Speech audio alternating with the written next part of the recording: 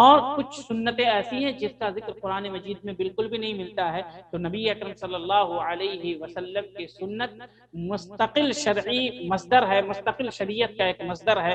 جیسے مثال کے طور پہ ایک حدیث ہے، نبی اکرم صلی اللہ علیہ وسلم نے فرمایا لا یجمع بین المرأة وخالتها وبین المرأة وعمتها، کہ کوئی اگر نکاح کرنا چاہے، کسی کے نکاح میں اگر کوئی خاتون ہے تو وہ مرد اس خاتون کی خالہ یا پھوپھی سے شادی نہیں کر سکتا، یعنی ایک ساتھ اپنی زوجیت میں ایک خاتون کو اور اس کی خالہ کو یا اس خاتون کو اور اس کی پھوپھی کو نہیں رکھ سکتا۔ اس کا ذکر یہ تحریم جو ہے قرآن مجید کے اندر نہیں ہے لیکن حدیث کے اندر ہے۔ تو جس طریقے سے نبی صلی اللہ علیہ وسلم کی اطاعت مستقل ہے اور واجب ہے، اسی طریقے سے نبی صلی اللہ علیہ وسلم کا جو کلام ہے وہ مستقل شریعت کے اندر حجت ہے، جو اس کا وہ مصدر ثانی ہے۔